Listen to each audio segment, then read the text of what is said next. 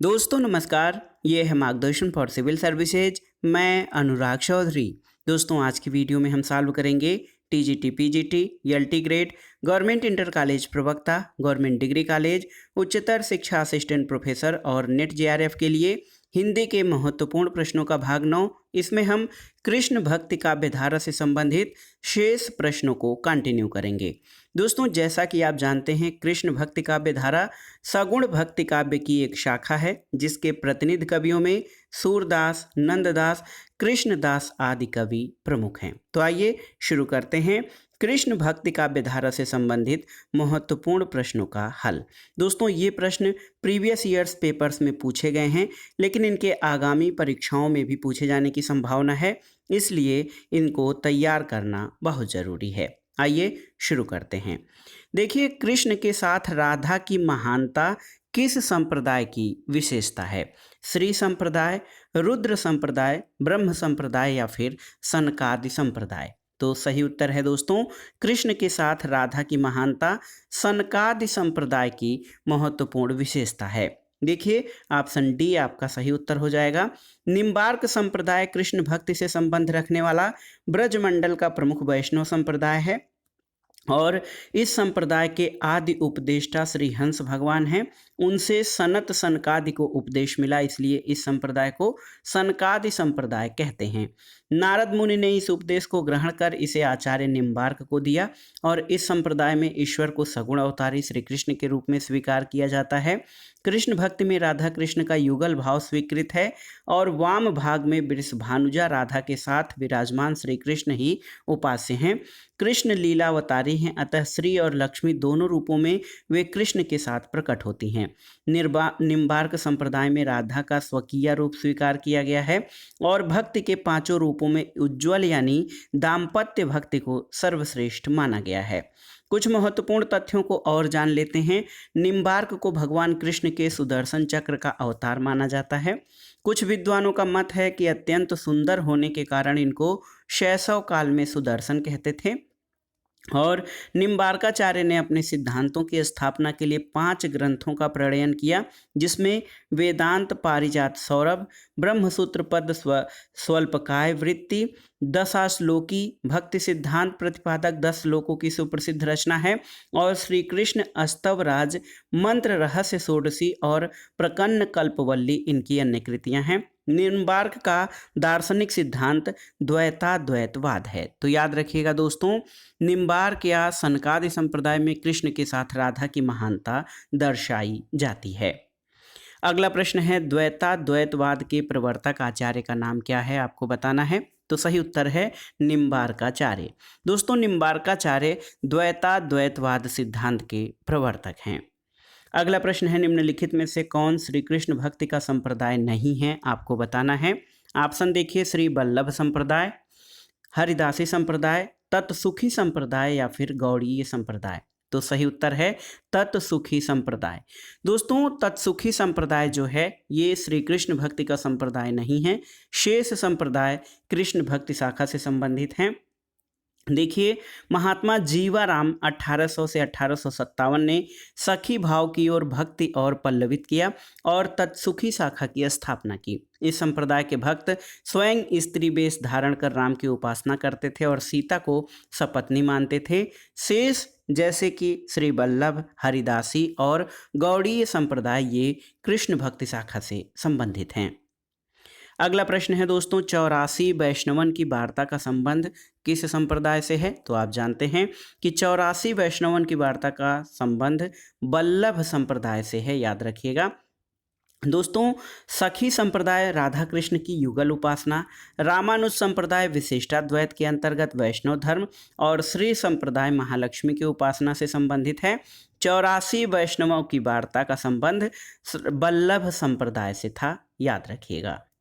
अगला प्रश्न है दोस्तों, अष्टयाम नामक पुस्तक में किसकी दिनचर्या का वर्णन है? कृष्ण, राम, विष्णु या शंकर? तो उत्तर है दोस्तों अष्टयाम नामक पुस्तक में राम और कृष्ण दोनों लोगों के दिनचर्या का वर्णन है। तो इसलिए दो ऑप्शन कृष्ण और राम दोनों दिया गया है। इसका जो है एग्जैक्ट उत्तर जो है नहीं दिया जा सकता है। माध्यमिक शिक्षा सेवा चयन बोर्ड ने पहले इसका उत्तर ए माना था, लेकिन बाद में इस प्रश्न को मूल्यांकन से बाहर कर दिया था।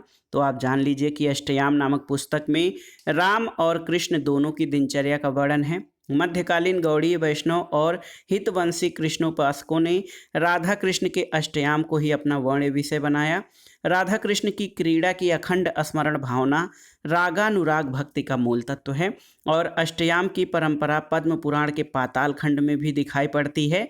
अष्टयाम की रचना कई लोगों द्वारा की गई है। जीवाराम ने अपनी अष्टयाम रचना में सीताराम की अष्टयाम लीला का वर्णन किया है, कुछ ने अपनी रचना में राम की लीला का वर्णन किया है और इसी कारण इस प्रश्न को मूल्यांकन से बाहर किया गया था, क्योंकि अष्टयाम में राम और कृष्ण दोनों के दिनचर्या का वर्णन है। अगला प्रश्न है, छीत स्वामी किस धारा के कवि हैं? ऑप्शन है राम भक्ति, अष्टछाप धारा, प्रेम मार्गी धारा या निर्गुण मार्गी धारा। तो सही उत्तर है अष्टछाप धारा। देखिए दोस्तों, छीत स्वामी अष्टछाप धारा के कवि थे। वे मथुरा के निवासी थे। इनका प्रारंभिक जीवन अत्यधिक उच्छृंखल और उद्दंडतापूर्ण था। ये कविता और संगीत दोनों में निपुण थे। इनके द्वारा रचित पदों की संख्या 64 बताई जाती है और छीत स्वामी शीर्षक से उनके पदों का संकलन प्रकाशित है।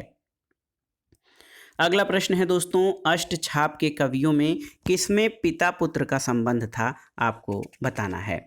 तो सही उत्तर क्या हो जाएगा? कुंभन दास और चतुर्भुज दास। ऑप्शन बी आपका सही उत्तर है। कुंभन दास और चतुर्भुज दास में पिता पुत्र का संबंध था। इसके बारे में विस्तार से आइए जानते हैं दोस्तों। अष्टछाप की स्थापना 1565 ईस्वी में गोसाई विट्ठलनाथ ने किया था, जो कि वल्लभाचार्य के पुत्र थे। अष्टछाप जैसा कि नाम से स्पष्ट है 8 कवि थे, जिसमें कुंभन दास और चतुर्भुज दास में पिता पुत्र का संबंध था और अष्टछाप का संबंध कृष्ण काव्य धारा से है। अब आइए दोस्तों, अष्टछाप के बारे में कुछ महत्वपूर्ण तथ्यों को जान लेते हैं जो परीक्षाओं के लिए इम्पॉर्टेंट हैं। वल्लभाचार्य के 4 शिष्य कुंभन दास, सूरदास, कृष्णदास और परमानंद दास और विट्ठल दास के 4 शिष्य गोविंद स्वामी, छीत स्वामी, नंददास और चतुर्भुज दास। तो ये देखिए दोस्तों, वल्लभाचार्य के 4 शिष्य और विट्ठलनाथ उनके पुत्र के 4 शिष्य, इनको मिलाकर अष्टछाप जो है, अष्टछाप की स्थापना की गई थी, जिसमें देखिए कुंभन दास पिता थे, चतुर्भुज दास पुत्र थे। कुंभन दास वल्लभाचार्य के शिष्य थे और चतुर्भुज दास विट्ठलनाथ के शिष्य थे। मिश्र बंधुओं ने नागरी दास को अष्टछाप का 9वां कवि माना था और अष्टछाप में सबसे ज्येष्ठ या प्रथम कवि कुंभन दास और कनिष्ठ कवि नंददास थे। इसके अलावा कुंभन दास और चतुर्भुज दास का निवास स्थान जमुनावती था। परमानंद का निवास स्थान सुरभि कुंड था। नंददास का निवास स्थान मानसी गंगा और गोविंद दास का निवास स्थान कदम खंडी महावन था। और देखिए दोस्तों, छीत स्वामी पुंजरी गोवर्धन पर्वत के पास रहते थे और अष्टछाप के कवियों का वृत्तांत गोस्वामी गोकुलनाथ कृत 84 वैष्णवन की वार्ता और 252 वैष्णवन की वार्ता में मिलता है। कुंभन दास और चतुर्भुज दास कृषक वर्ग से थे और कुंभन दास को महाप्रभु के मंदिर में कीर्तन गायन का स्वामित्व सौंपा गया था।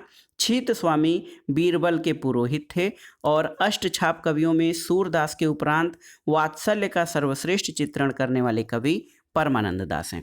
तो इसमें आप जान लीजिए कि अष्टछाप में चार कवि वल्लभाचार्य के शिष्य और 4 विट्ठलनाथ के शिष्य थे। वल्लभाचार्य के 4 शिष्यों में कुंभन, सूर, कृष्ण, परमानंद दास और विट्ठलनाथ के 4 शिष्यों में गोविंद स्वामी, छीत स्वामी, नंददास और चतुर्भुज दास थे। अगला प्रश्न है दोस्तों, अष्टछाप की स्थापना 1565 में किसके द्वारा की गई थी? आपको बताना है। तो उत्तर है विट्ठलनाथ द्वारा, गोसाई विट्ठलनाथ द्वारा दोस्तों 1565 में अष्टछाप की स्थापना की गई थी। अगला प्रश्न है, गोस्वामी विट्ठलनाथ द्वारा अष्टछाप की स्थापना का वर्ष कब है? तो आप जानते हैं 1565 ईस्वी।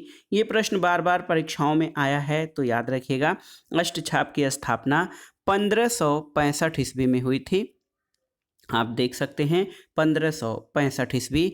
यहाँ पर आप देख सकते हैं दोस्तों कि 1565 ईस्वी यहाँ पर गलत दिया गया है, इसमें कोई भी ऑप्शन सही नहीं है। 1565 देखिए 1565 याद रखिएगा, 1565 ईस्वी में विट्ठल नाथ द्वारा अष्टछाप की स्थापना की गई थी। अष्टछाप की स्थापना किसने की थी? तो अष्टछाप की स्थापना दोस्तों विट्ठल नाथ के द्वारा की गई थी। अगला प्रश्न है अष्टछाप के संस्थापक कौन थे? तो याद रखिएगा स्वामी विट्ठलनाथ। अष्टछाप का संबंध किस काव्य धारा से है? तो आप जानते हैं कि अष्टछाप का संबंध कृष्ण काव्य धारा से है और ये आठों कवि कृष्ण भक्ति परंपरा में पद और लीला गायन से संबंधित रहे हैं। अगले प्रश्न पर आते हैं दोस्तों, अष्टछाप की स्थापना का श्रेय किस आचार्य को जाता है? तो आप जान लीजिए कि अष्टछाप की स्थापना गोसाई विट्ठलनाथ के द्वारा की गई थी। अगला प्रश्न फिर से यही पूछा गया है कि अष्टछाप के संस्थापक कौन थे? तो उत्तर है अष्टछाप के संस्थापक आप रट लीजिए कि गोस्वामी विट्ठलनाथ थे। अष्टछाप में कवियों की संख्या कुल कितनी थी? तो अष्टछाप नाम से स्पष्ट है, अष्ट मतलब 8 कवि थे अष्टछाप में और इसकी स्थापना 1565 में विट्ठलनाथ के द्वारा की गई थी। अगला प्रश्न है दोस्तों, अष्टछाप में कौन जो है कवि शामिल नहीं थे? कुंभन दास, छीत स्वामी, केशव दास और नंददास। तो सही उत्तर है दोस्तों ऑप्शन सी, केशव दास अष्टछाप में शामिल नहीं थे। अष्टछाप में कुंभन दास, सूरदास, कृष्णदास, परमानंद दास, गोविंद स्वामी, छीत स्वामी, नंददास और चतुर्भुज दास शामिल थे। केशव दास इसमें शामिल नहीं थे। अगला प्रश्न है निम्नांकित में से अष्टछाप के कवि कौन नहीं हैं? तो इस प्रश्न का उत्तर आप तब बता पाएंगे सही जब आपको 8 कवियों के नाम पता हों। तो देखिए सूरदास, नंददास, कुंभन दास अष्टछाप के कवि हैं, जबकि रैदास दोस्तों अष्टछाप के कवि नहीं हैं। अगला प्रश्न इसी से रिलेटेड है कि इनमें से कौन अष्टछाप का कवि नहीं है? देखिए कुंभन दास, सूरदास, चतुर्भुज दास अष्टछाप के कवि हैं। हरिव्यास देव दोस्तों अष्टछाप के कवि नहीं हैं। अगले प्रश्न पर आते हैं, सूरदास किसके शिष्य थे? आपको बताना है। तो सही उत्तर है सूरदास वल्लभाचार्य के शिष्य थे, जो कि पुष्टिमार्गी धारा के महान गुरु माने जाते हैं। अगला प्रश्न है दोस्तों, सूरदास किसके शिष्य थे? तो सही उत्तर है सूरदास स्वामी वल्लभाचार्य के शिष्य थे। अगला प्रश्न है नीचे दिए गए नामों में से कौन से कवि वल्लभाचार्य के शिष्य नहीं हैं? आपको बताना है। चतुर्भुज दास, सूरदास, कुंभन दास या परमानंद दास। तो सही उत्तर है दोस्तों चतुर्भुज दास। आप जान लीजिए चतुर्भुज दास वल्लभाचार्य के शिष्य नहीं बल्कि विट्ठलनाथ के शिष्य थे और ये अष्टछाप के प्रमुख कवियों में शामिल हैं, जबकि सूरदास, परमानंद दास, कुंभन दास, कृष्णदास ये वल्लभाचार्य के शिष्य रहे हैं। चतुर्भुज दास वल्लभाचार्य के नहीं बल्कि विट्ठलनाथ के शिष्यों में शामिल थे। अगला प्रश्न है निम्नलिखित में से कौन विट्ठलनाथ का शिष्य था? देखिए बहुत ही महत्वपूर्ण प्रश्न है कि निम्नलिखित में से कौन विट्ठलनाथ का शिष्य था? ऑप्शन है सूरदास, चतुर्भुज दास, परमानंद दास और कृष्णदास। तो सही उत्तर है विट्ठलनाथ के शिष्य चतुर्भुज दास थे। ऑप्शन बी आपका सही उत्तर है। अगले प्रश्न है कि इनमें से एक कवि अष्टछाप में नहीं है, वो कौन है? देखिए कृष्णदास, चतुर्भुज दास, छीत स्वामी या गोविंद दास। तो सही उत्तर क्या हो जाएगा दोस्तों? गोविंद दास जो हैं अष्टछाप के कवियों में शामिल नहीं हैं, जबकि गोविंद नाम से एक कवि हैं गोविंद स्वामी। देखिए गोविंद स्वामी अष्टछाप के कवि हैं, न कि गोविंद दास। अगला प्रश्न है दोस्तों, निम्नलिखित में से कौन अष्टछाप में शामिल नहीं है? आपको बताना है। परमानंद दास, कृष्णदास, सुंदरदास और नंददास। तो आप जान लीजिए दोस्तों सुंदरदास जो हैं वो अष्टछाप के कवि नहीं हैं। सुंदरदास निर्गुण ज्ञान मार्गी संत काव्य धारा के कवि हैं। परमानंद दास, कृष्णदास, नंददास ये अष्टछाप के कवि हैं। अष्टछाप में सबसे ज्येष्ठ कवि कुंभन दास और सबसे कनिष्ठ कवि नंददास थे। अगला प्रश्न है दोस्तों, अष्टछाप के प्रमुख कवि नंददास किसके शिष्य थे? तो सही उत्तर हो जाएगा दोस्तों विट्ठल नाथ के शिष्य थे नंददास। दोस्तों नंददास अष्टछाप के सबसे कनिष्ठ या सबसे छोटे कवि रहे हैं उम्र में, जो कि विट्ठल नाथ के शिष्य थे। वियोगी हरि ने इनकी रचना रास पंचाध्याय को हिंदी का गीत गोविंद कहा है। तो याद रखिएगा नंददास की रचना है रास पंचाध्याय और वियोगी हरि ने इनकी रचना को रास पंचाध्याय को हिंदी का गीत गोविंद कहा है। अगले प्रश्न पर आते हैं दोस्तों, अष्टछाप के प्रमुख कवि नंददास किसके शिष्य थे? तो सही उत्तर है कि नंददास दोस्तों स्वामी विट्ठलनाथ के शिष्य थे और अष्टछाप के सबसे ज्येष्ठ कवि कुंभनदास विट्ठलनाथ के शिष्य थे। और देखिए विट्ठलनाथ के शिष्यों का वृत्तांत 252 वैष्णवन की वार्ता में मिलता है। विट्ठलनाथ के शिष्यों में गोविंद स्वामी, छीत स्वामी, नंददास और चतुर्भुज दास थे। तो नंददास विट्ठलनाथ के शिष्य थे और इनका वर्णन 252 वैष्णवन की वार्ता और 84 वैष्णवन की वार्ता में आता है। अगला प्रश्न है वल्लभाचार्य के शिष्य कौन नहीं है, आपको बताना है। देखिए कुंभनदास, चतुर्भुज दास, सूरदास या परमानंद दास। तो सही उत्तर है चतुर्भुज दास। दोस्तों चतुर्भुज दास जो हैं वो विट्ठलनाथ के शिष्य थे, ये वल्लभाचार्य के शिष्य नहीं थे। अष्टछाप में कुल 8 कवि रहे हैं, जिनमें से गोविंद स्वामी, छीत स्वामी, नंददास और चतुर्भुज दास ये वल्लभाचार्य के पुत्र विट्ठलनाथ के शिष्यों में शामिल रहे हैं। अगला प्रश्न है दोस्तों, निम्नलिखित में से अष्टछाप के कवि नहीं हैं कौन? देखिए सूरदास, मलूकदास, नंददास और छीत स्वामी। तो उत्तर है आपका मलूकदास। मलूकदास अष्टछाप के कवि नहीं हैं। आप देख लीजिए कि मलूकदास अष्टछाप के कवि नहीं हैं, बल्कि भक्ति काल के ज्ञानाश्रयी शाखा के कवि थे। इनका जन्म वर्तमान प्रयागराज के कड़ा नामक स्थान पर हुआ था। इन्होंने ज्ञानबोध, रतन खान, भक्ति विवेक आदि अनेक ग्रंथ रचे हैं। इनका काव्य ध्रुव चरित भी है। इनकी रचना दोहे, चौपाइयों में तथा भाषा अवधि है। तो याद रखिएगा दोस्तों मलूकदास अष्टछाप के नहीं बल्कि भक्ति काल के ज्ञान मार्गी शाखा के कवि हैं। अगला प्रश्न है दोस्तों, निम्नलिखित में से अष्टछाप के अंतर्गत न पढ़ने वाले कवि का नाम बताइए। ऑप्शन देखिए कुंभनदास, सुंदरदास, नंददास और परमानंद दास। तो सही उत्तर है सुंदरदास। दोस्तों सुंदरदास अष्टछाप के कवि नहीं हैं। सूर, तुलसी और कबीर की तरह ही संत कवि सुंदरदास भक्तिकाल के प्रमुख प्रदर्शक के रूप में उभरे। संत सुंदरदास ने 48 आध्यात्मिक अनुभूति ग्रंथों की रचना की और संत सुंदरदास ने काशी जाकर संस्कृत, हिंदी, पुराण और वेदांत का गहन अध्ययन करके ज्ञान अर्जित किया था। भक्तिकाल के संत कवियों के मुकाबले संत सुंदरदास सर्वाधिक ज्ञानी, शिक्षित और भाषा साहित्य के प्रकांड पंडित थे। संत सुंदरदास द्वारा रचित ग्रंथों में याद रखिएगा ज्ञान समुद्र और सुंदर विलास सर्वाधिक लोकप्रिय ग्रंथ हैं। ज्ञान समुद्र सुंदरदास का सर्वोत्कृष्ट ग्रंथ है। अगला प्रश्न है दोस्तों, निम्नलिखित में से कौन कवि अष्टछाप का कवि नहीं था? इस तरह का प्रश्न देखिए, कौन अष्टछाप के कवि नहीं हैं, ये प्रश्न बार बार परीक्षाओं में 20 बार पूछा गया है। इसलिए आप अष्टछाप के 8 कवियों को और कौन से उसमें वल्लभाचार्य के और कौन विट्ठलनाथ के शिष्य रहे हैं, इनको जरूर कंठस्थ कर लीजिएगा, क्योंकि ये प्रश्न परीक्षा में बार बार आ रहा है। तो यहाँ पर विकल्प आप देख लीजिए, हरिव्यास देव अष्टछाप के कवियों में शामिल नहीं हैं। हरिव्यास देव के बारे में जान लेते हैं कि हरिव्यास देव अष्टछाप के कवि नहीं हैं, बल्कि निम्बार्क संप्रदाय के कवि हैं। नाभादास द्वारा दी गई सूचना के अनुसार श्री भट्ट के सुयोग्य शिष्य हरिव्यास देव हैं। हरिव्यास देव का निम्बार्क संप्रदाय में वही स्थान है जो वल्लभी संप्रदाय में सूरदास का है। और हरिव्यास देव ने निम्बार्क संप्रदाय का संगठन नए सिरे से किया। अपने संप्रदाय में उन्होंने रसिक संप्रदाय का प्रवर्तन किया और इस शाखा को हरिव्यासी भी कहा जाता है। वे मधुर भाव के उपासक थे। कविता में वे अपना नाम हरिप्रिया रखते थे और हरिव्यास देव ने कई शाक्तों को वैष्णव बनाया और उनमें भक्ति का संचार किया। अगला प्रश्न है कि निम्नांकित में से कौन अष्टछाप का कवि नहीं है, आपको बताना है। तो सही उत्तर है स्वामी हरिदास। देखिए कुंभन दास, परमानंद दास और छीत स्वामी अष्टछाप के कवियों में हैं, जबकि स्वामी हरिदास अष्टछाप के कवि नहीं हैं। हरिदास जी के नाम से हरिदासी संप्रदाय का नामकरण हुआ है। सखी भाव प्रधान संप्रदाय होने के कारण इस संप्रदाय को सखी संप्रदाय भी कहा जाता है। और प्रभु दयाल मीतल के अनुसार इनका समय 16वीं 17वीं शताब्दी है।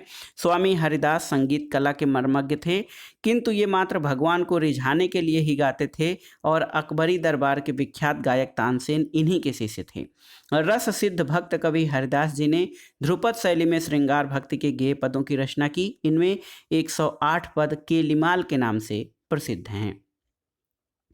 अगले प्रश्न पर आते हैं दोस्तों, हरिदास संप्रदाय को अन्य किस नाम से भी पुकारा जाता है, आपको बताना है। ऑप्शंस हैं आपके अष्टछाप संप्रदाय, राधा बल्लभ संप्रदाय, सखी संप्रदाय या फिर चिंता चिंत्य संप्रदाय।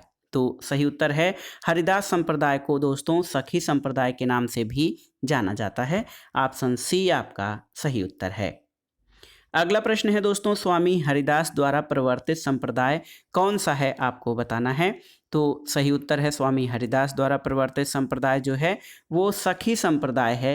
याद रखिएगा, इसको हरिदासी संप्रदाय के नाम से भी जाना जाता है। अब आइए अगले प्रश्न पर आते हैं, जुगलमान चरित्र नामक ग्रंथ के लेखक कौन हैं, आपको बताना है। तो ऑप्शन है नंददास, कृष्णदास, चतुर्भुज दास या छीत स्वामी। तो सही उत्तर है जुगलमान चरित्र नामक ग्रंथ के लेखक कृष्णदास हैं। दोस्तों सूरदास और नंददास के बाद कृष्णदास जो हैं अष्टछाप कवियों में तीसरे स्थान पर आते हैं।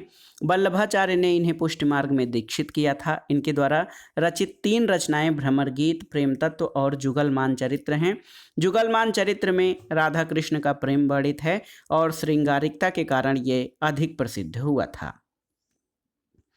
अगले प्रश्न पर आते हैं, भ्रमर गीत प्रसंग का मूल स्रोत क्या है, आपको बताना है। देखिए सही उत्तर हो जाएगा दोस्तों, भ्रमर गीत प्रसंग का मूल स्रोत श्रीमद् भागवत का 10वां स्कंध है, ऑप्शन बी। और भ्रमर गीत नाम से कई कवियों और विद्वानों ने रचनाएं की हैं। इसका मूल स्रोत श्रीमद् भागवत कथा का 10वां स्कंध है। देखिए भ्रमर गीत प्रसंग सूरसागर का एक भाग है जिसका मूल स्रोत श्रीमद् भागवत के 10वां स्कंध का 46वां और 47वां अध्याय है। सूरदास का जन्म 1478 में और मृत्यु 1583 में हुई थी। सूरदास स्वामी वल्लभाचार्य के शिष्य थे।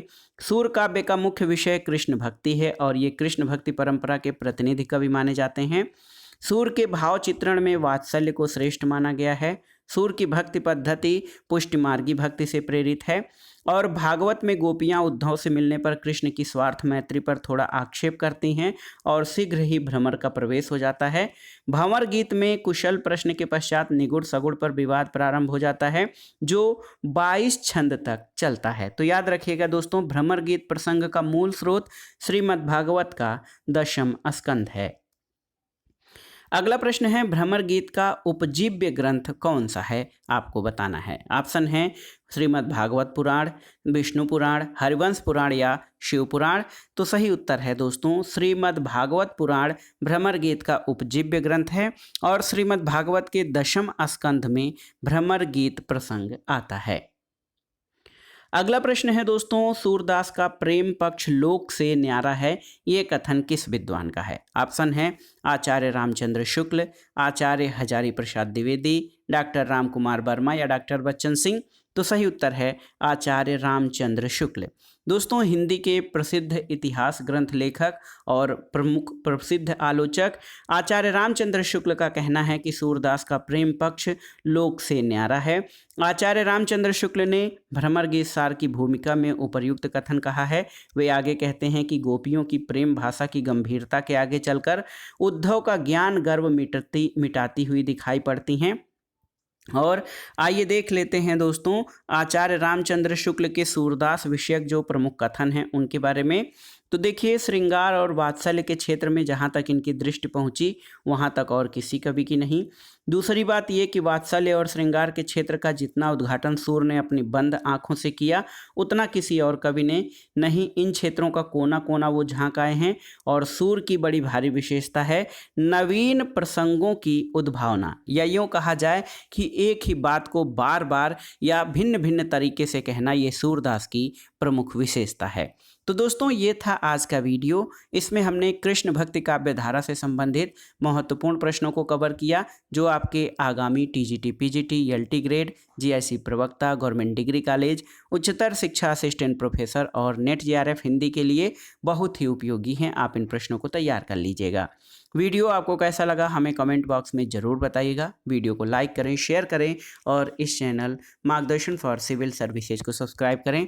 दोस्तों आपकी जानकारी के लिए बता दें कि भक्ति काल के बाद अब हम रीतिकाल से संबंधित महत्वपूर्ण प्रश्नों को कवर करेंगे, तो इसलिए आगे के वीडियो के लिए हमारे चैनल से जुड़े रहें। वीडियो को लाइक करें, शेयर करें और इस चैनल को अपने साथियों में, दोस्तों में या जो भी छात्र तैयारी करने वाले हैं उनमें शेयर और सब्सक्राइब जरूर करें। वीडियो देखने के लिए धन्यवाद दोस्तों। नमस्कार।